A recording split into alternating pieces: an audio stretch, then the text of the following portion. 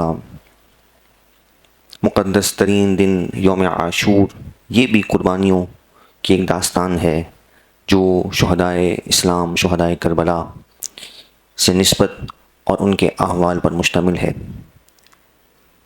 آغاز میں پہلی محرم الحرام، جیسا کہ ہم سب جانتے ہیں کہ خلیفۃ المسلمین امیر المؤمنین حضرت سیدنا فاروق اعظم رضی اللہ تعالیٰ عنہ کا یوم شہادت ہے، اور بلا شبہ اللہ تبارک و تعالیٰ بے نیاز ہے، اسے کسی کی حاجت نہیں ہے، لیکن یہ اس کا انتخاب ہے کہ اس نے اپنی مخلوق میں سے، انسانوں میں سے کچھ ایسے افراد کو منتخب فرمایا کہ جن کے ذمے یہ سعادت آئی کہ اللہ رب العزت نے ان کے ذریعے سے اسلام کو غلبہ اور فتح عطا فرمائی۔ اور حضرت عمر رضی اللہ تعالیٰ عنہ تو وہ ہستی ہیں کہ جن کے لیے سرکار دو عالم صلی اللہ تعالیٰ علیہ وآلہ وسلم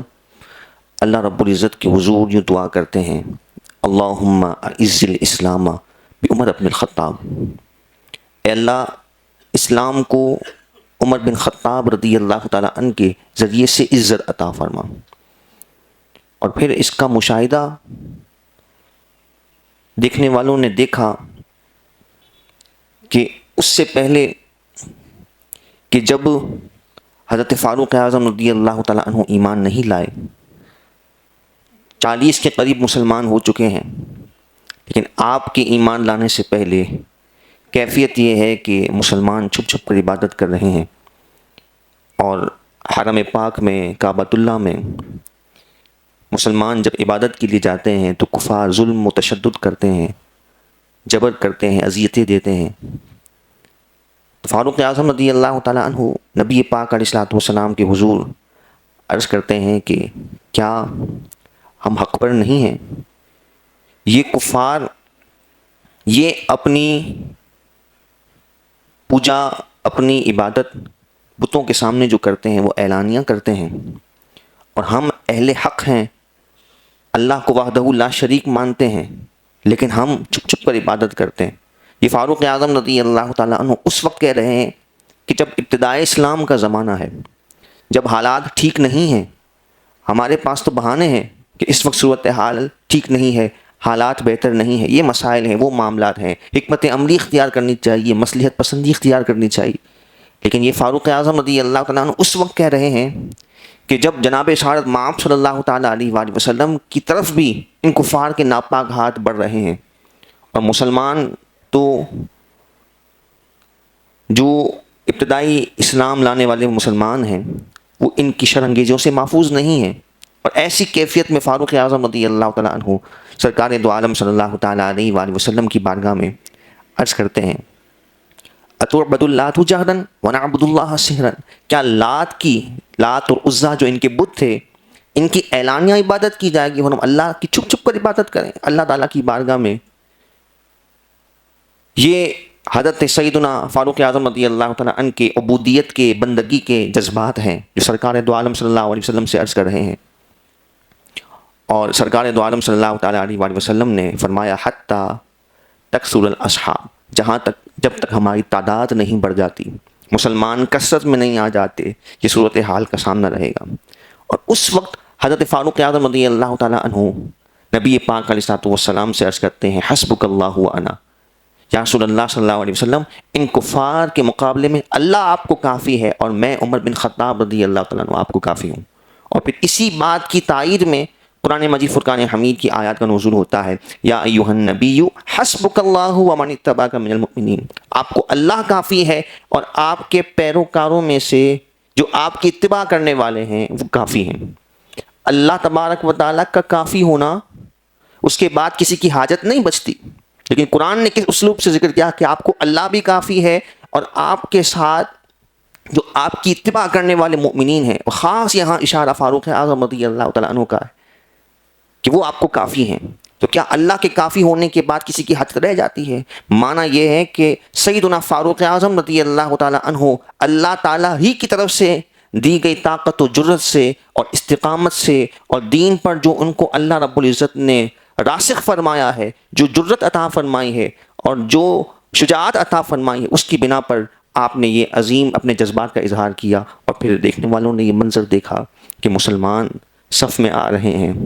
ایک طرف حضرت سیدنا فاروق اعظم رضی اللہ تعالیٰ عنہ ہیں، دوسری طرف حضرت سیدنا امیر حمزہ فاعل الخیرات سیدنا حمزہ رضی اللہ تعالیٰ عنہ موجود ہیں، اور کسی کافر کی جرت نہیں ہے کہ کسی مسلمان کو کوئی نقصان پہنچا سکے. میں نے عرض کیا کہ اللہ تعالیٰ نے تو یہ ازلی فیصلے فرمائے ہوئے ہیں کہ اس نے اپنے دین کو غلبہ دینا ہے.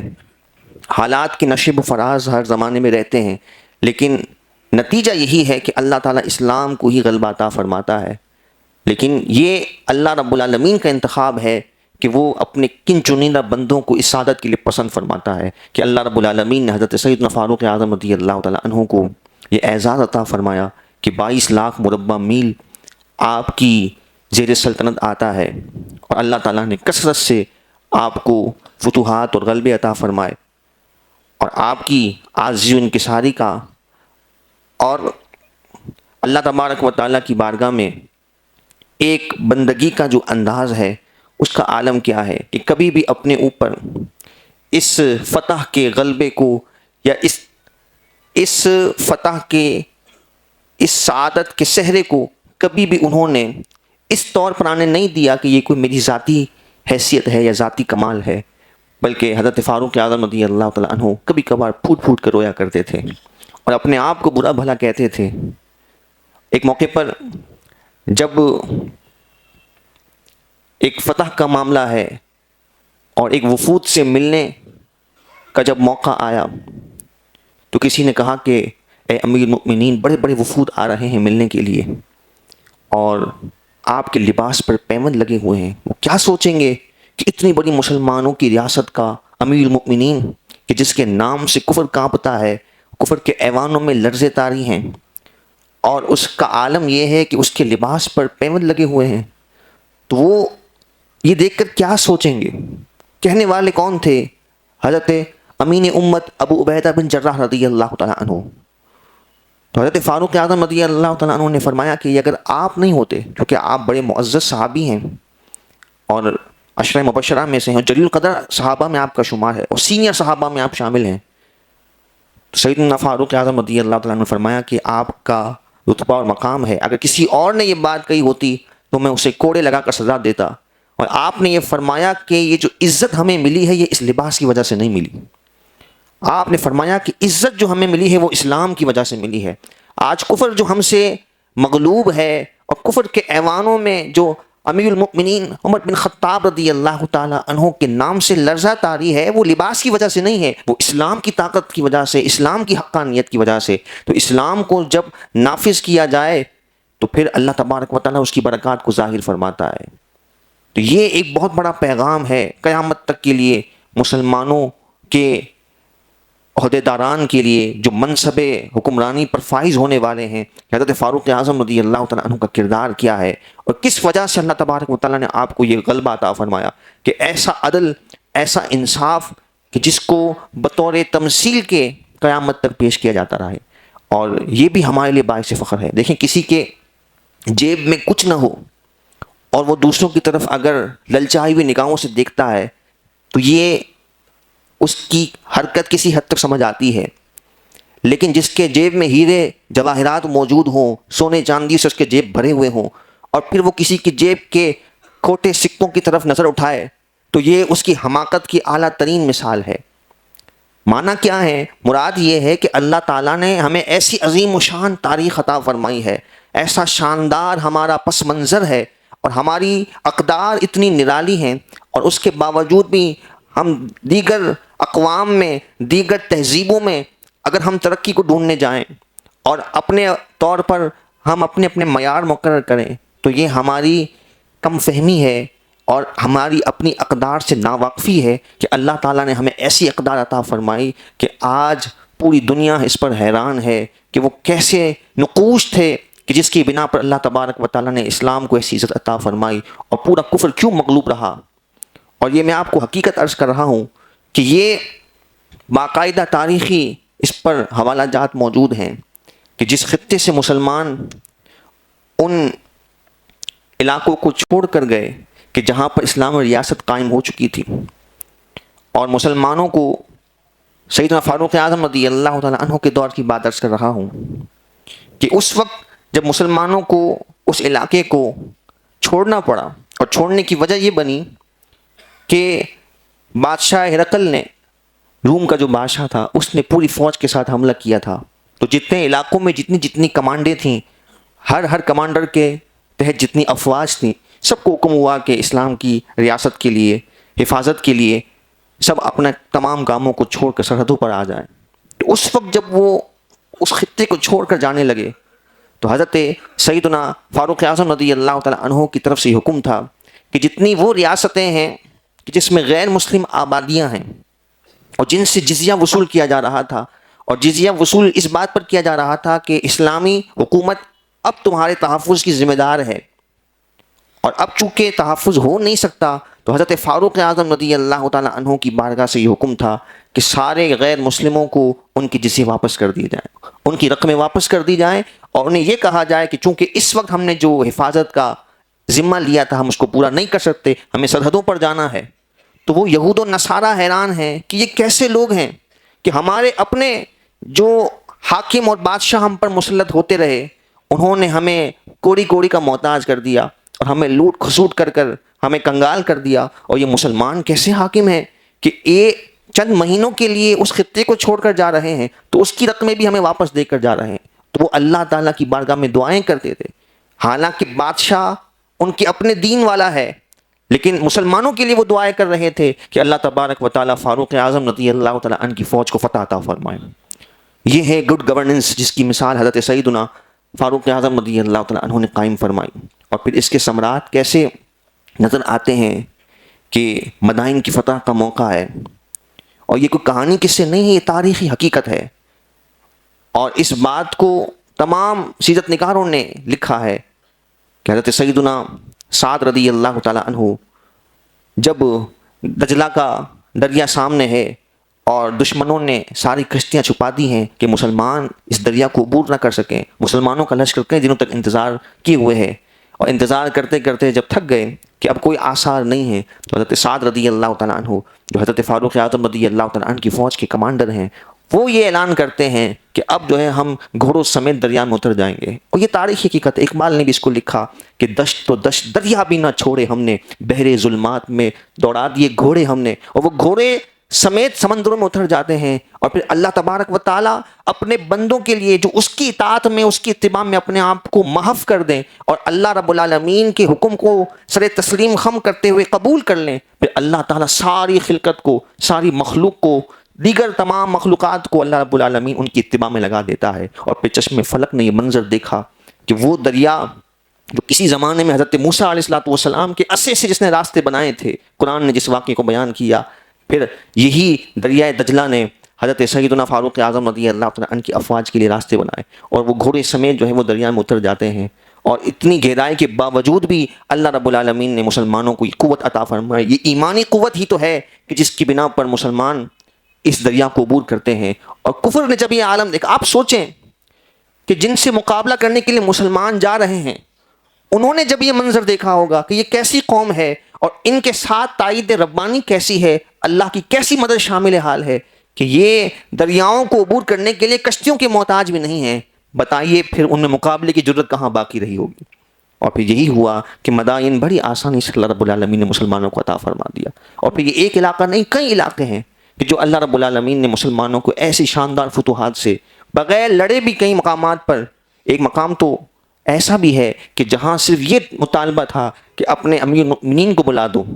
انہیں دیکھ کر کہ جس کے نام کا اتنا لرزہ طاری ہے کہ اس کے نام سے کفر کانپتا ہے، ہم صرف اسے دیکھنا چاہتے ہیں، اسی کے ہاتھ میں ہم بیت المقدس کی چابیاں تھما دیں گے. اور یہ واقعہ بھی سامنے آیا، بغیر کسی جنگ کے فاروق اعظم رضی اللہ تعالیٰ عنہ کو طلب کیا گیا اور آپ مدینہ منورہ سے آتے ہیں. اور وہ واقعہ بھی ہم سب سنتے ہیں کہ کس شان سے آپ آئے کہ ایک سواری ہے، ایک غلام ہے اور خود موجود ہیں. اور جب مدینے سے نکلے ہیں تو سواری صرف ایک ہی ہے، کبھی غلام کو بٹھاتے ہیں، کبھی خود بیٹھ جاتے ہیں. جب غلام کے بیٹھنے کی باری ہے تو رسی پکڑ کے خود چلنا شروع ہو جاتے ہیں اور سواری کو چلانا شروع کر دیتے ہیں. اور جب بیت المقدس کے قریب پہنچے جہاں پر وفود کفر کے بڑے بڑے سردار اور بڑے بڑے حکمران وہاں پر استقبال کے لیے موجود ہیں. اتفاق دیکھیے کہ اس وقت غلام کے بیٹھنے کی باری ہے. غلام دست بستہ عرض کرتا ہے کہ اے امیر المؤمنین، پورا سفر تو آپ کی بات ماننے پر مجبور تھا، آپ کی بات مانے بغیر کوئی چارہ نہیں تھا، لیکن اب تو یہاں تک ہم پہنچ چکے ہیں اور بڑے بڑے لوگ آپ کے استقبال کے لیے آئے ہوئے ہیں، ابھی تو آپ میری باری کو ترک کر دیجئے اور آپ خود سوار ہو جائیے. فاروق اعظم رضی اللہ تعالیٰ عنہ فرماتے ہیں کہ میں نے ان کے لیے تو میں نے سوار کیا تھا، میں نے اللہ کی رضا کے تمہیں اس پہ سوار کیا تھا، جس طرح پہلے سوار ہوتے آئے ہو اپنی باری پر تم ہی سوار ہوگے. اور پھر یہی ہوا کہ آپ اس شان سے ان سرحدوں میں داخل ہوتے ہیں. تو یہ عالم کفر پریشان ہے، بڑے بڑے عیسائیوں کے راہب پریشان ہیں. وہ کہتے ہیں کہ ہم نے اپنی آسمانی کتابوں میں لکھا پڑھا ہوا تھا کہ ایک ایسا شخص ہوگا کہ جو اس انداز سے بیت المقدس میں فاتح کے طور پر داخل ہوگا کہ اس کا غلام اس کی سواری پر ہوگا. ہم تو حیران تھے یہ کیسے ہو سکتا ہے. آج سر کی آنکھوں سے ہم نے اس منظر کو دیکھ لیا ہے کہ یہ فاروق اعظم رضی اللہ تعالیٰ عنہ کا انصاف ہے، آپ کی تقوی، آپ کے تقوی کا عالم ہے اور خوف خدا کا عالم ہے کہ غلام کے ساتھ آپ کا یہ رویہ ہے کہ اللہ رب العالمین نے اس شان سے آپ کو فاتح کے ایسے سے داخل فرمایا ہے. تو یہ اسلام کا حسن ہے، حقیقی حسن ہے، جس کی وجہ سے اسلام جو ہے وہ فتوحات اور غلبے عطا فرماتا ہے. اور پھر یہی حضرت سیدنا صدیق اکبر رضی اللہ تعالیٰ عنہ کا جب وصال ہوا تو اس وقت تقریباً 2 سال کا کچھ عرصہ سیدنا صدیق اکبر رضی اللہ تعالیٰ عنہ کا دور خلافت کا ہے. اور اس سے پہلے بھی جب سرکار دو عالم صلی اللہ تعالیٰ علیہ وآلہ وسلم کا وصال ظاہری ہوا، یہ دونوں مواقع ایسے ہیں کہ حضرت سیدنا فاروق اعظم رضی اللہ تعالیٰ عنہ، آپ کی شخصیت، آپ کا کردار ہمیں نمایاں طور پر نظر آتا ہے. اور آپ نے ہی اس وقت امت کی زمام کو سنبھالا، امت کو بکھرنے سے بچایا، اس میں آپ کا بڑا کردار ہے. اور پھر اللہ تبارک و تعالیٰ نے آپ کو یہ شان عطا فرمائی کہ حضرت سیدنا فاروق اعظم رضی اللہ تعالیٰ عنہ، آپ کبھی رات کی تنہائیوں میں امت کی خیر خواہی میں لگے ہوئے ہیں اور احوال معلوم کر رہے ہیں، لوگوں کے گھروں میں جا جا کر چھپ کر ان کی کیفیت کو معلوم کر رہے ہیں. حضرت طلحہ کہتے ہیں کہ ایک موقع پر میں نے حضرت سیدنا فاروق اعظم رضی اللہ تعالیٰ عنہ گھر سے نکلتے ہوئے دیکھا. میں ان کے تعاقب میں لگ گیا کہ روزانہ رات کو کہاں جاتے ہیں. میں نے دیکھا کہ ایک بڑھیا کے گھر، معذور کے گھر جو نابینا ہے، اس کے گھر آپ جاتے ہیں. وہاں سے جب وہ نکلے تو میں گھر میں داخل ہو گیا اور اس بڑھیا سے پوچھا کہ یہ جو شخصیت ہیں، یہ جو شخص ہیں، وہ روزانہ تمہارے پاس کیوں آتے؟ بڑھیا کو نہیں پتہ یہ کون ہے. امیر المؤمنین آ کر روزانہ اس کی خدمت کر کے جاتے ہیں. وہ بڑھیا کہتی ہے میں آنکھوں سے معذور ہوں، مجھے دکھتا نہیں ہے، بینائی سلب ہو چکی ہے، لیکن یہ میں نے دیکھا ہے کہ یہ شخص روز آتا ہے، میرے گھر کے کام کاج کرتا ہے، میرے لیے کھانے کا اہتمام کرتا ہے، مجھے اپنے ہاتھ سے لقمے بنا کر کھانا کھلاتا ہے. یہ کون ہے؟ وقت کا امیر المؤمنین ہے، جس کی دن بھر کی اتنی مصروفیات ہیں اور اس کے روب و دبدبے کا یہ عالم ہے کہ ایک سفیر ملنے کے لیے آ جاتا ہے. کسی سے پوچھا کہ تمہارا امیر کہاں ہے؟ کہا یہیں کہیں ہوں گے. وہ جواب سن کر حیران رہ گیا کہ ہمارے یہاں تو بادشاہوں کا کر و فر ہی الگ ہے، ان کی سج دھج ہی الگ ہے، اور ان کے آنے پر تو باقاعدہ نقارے بجائے جاتے ہیں، اور یہاں تو لوگوں کا جواب بڑا عجیب سا ہے کہ یہیں کہیں ہوں گے. وہ ڈھونڈتا ڈھونڈتا اس سے پوچھے اس سے پوچھے، پتہ چلا کہ سیدنا فاروق اعظم رضی اللہ تعالیٰ عنہ ایک درخت کے نیچے اپنے ہاتھ کو تکیہ بنائے ہوئے لیٹے ہیں. تو وہ کافر سفیر وہاں کھڑے ہو کر کہتا ہے کہ جس انداز سے آپ نے اللہ کی زمین پر عدل قائم کیا ہے، یہ وہی سکون ہے کہ جس اطمینان کی وجہ سے آپ بڑے سکون سے یہاں پر بغیر کسی کے خوف کے اور اطمینان سے میٹھی نیند سو رہے ہیں. اور جنہوں نے ظلم کیا ہو، جبر کیا ہو، وہ نرم و نازک بستر پر بھی سونے کے لیے انہیں بڑی تکلیفیں اور آزمائشیں درپیش ہوتی ہیں. تو یہ اسلام کا حسن ہے جو فاروق اعظم رضی اللہ تعالیٰ انہوں نے پریکٹیکلی کر کے دکھایا اور عملی طور پر ایک ایک گھر میں جا کر ایک ایک مدینے کے گھروں کے احوال سے واقف ہونا. ایک موقع پر ایک گھر میں آپ گئے اور دیکھا کہ وہاں پر ایک خاتون ہے جو اپنی بیٹی کو یہ کہہ رہی ہے کہ جو ہم نے دن میں جانوروں سے دودھ نکالا ہے، ان دودھ کے اندر پانی کو ملا دو. تو وہ لڑکی کہتی ہے کہ میں ایسا نہیں کر سکتی کیونکہ ہمارے امیر المؤمنین نے ایسا کرنے سے منع کیا ہے. دودھ میں پانی ملانے سے ہمارے امیر المؤمنین نے منع کیا، ملاوٹ سے منع کیا ہے. یہ خلیفۃ المسلمین کی تربیت ہے. جب اتنے عالی شان حکمران ہوں تو پھر اس کے اثرات ریاست میں اور رعایا کے کونے کونے میں پہنچتے ہیں. تو وہ بیٹی اپنی ماں سے کہتی ہے کہ میں ایسا نہیں کر سکتی، ہمارے امیر المؤمنین نے منع کیا ہے. تو سیدنا فاروق اعظم رضی اللہ تعالیٰ عنہ اس تمام منظر کو ملاحظہ کر رہے ہیں. باقاعدہ وہ اپنی ماں سے لڑتی ہے اور اس نے کہا کہ امیر المؤمنین تو یہاں موجود نہیں ہے. اس کی ماں نے کہا امیر المؤمنین نہیں ہے لیکن ان کا رب تو دیکھ رہا ہے. اور پھر سیدنا فاروق اعظم رضی اللہ تعالیٰ عنہ نے اس غریب خاتون کے گھر کہ جس کی بیٹی ایمان میں، تقوی میں، خوف خدا میں اتنی بلندی پر فائز تھی، آپ نے باوجود کہ امیر المؤمنین ہیں اپنے بیٹے حضرت عبداللہ بن عمر رضی اللہ تعالیٰ عنہ کا نکاح آپ نے وہاں پہ فرمایا. اور پھر اسی طرح کا ایک واقعہ جو آپ نے راتوں میں گشت کر کے لوگوں کے احوال کو معلوم کرنے کا روٹین بنایا ہوا تھا. سارا دن ریاست کے امور میں ہیں اور پھر رات کا اکثر حصہ عبادت میں گزر رہا ہے اور ایک حصہ رات کا آپ نے ان کاموں کے لیے وقف کیا ہوا ہے. آپ سوچیے کہ آرام کے لیے کتنا وقت ہوگا. یہ ساری کی ساری امت کی ذمہ داری اور امت کے بوجھ کی فکر میں حضرت سیدنا فاروق اعظم رضی اللہ تعالیٰ عنہ کے رویے ہیں. اور آپ اپنے آپ کو ڈانٹا کرتے تھے کہ جب آپ کے بارے میں کوئی کلمات خیر کہتا تو آپ اپنے آپ کو ڈانٹا کرتے تھے کہ تو اپنے اوپر فخر کرتا ہے، اپنی صلاحیتوں پر ناز کرتا ہے. اے عمر تو وہ تھا کہ تیرا باپ خطاب تجھے 5 اونٹ سنبھالنے کے لیے دیتا تھا تو اسے نہیں سنبھلتے تھے. جو آج 22 لاکھ مربع میل کی بادشاہت ہے، سلطنت ہے اور خلافت ہے، یہ محض اسلام کی طاقت ہے، اسلام کی عظمت. یہ ہے اسلامی طرز حکومت جو حضرت سیدنا فاروق اعظم نے کر کے دکھایا، نافذ کر کے دکھایا، اور اس کے ثمرات پھر کئی عرصے تک، کئی سالوں تک امت مسلمہ نے دیکھے. اللہ تبارک و تعالی حضرت سیدنا فاروق اعظم رضی اللہ تعالیٰ عنہ کا صدقہ ہمیں پھر سے اسلام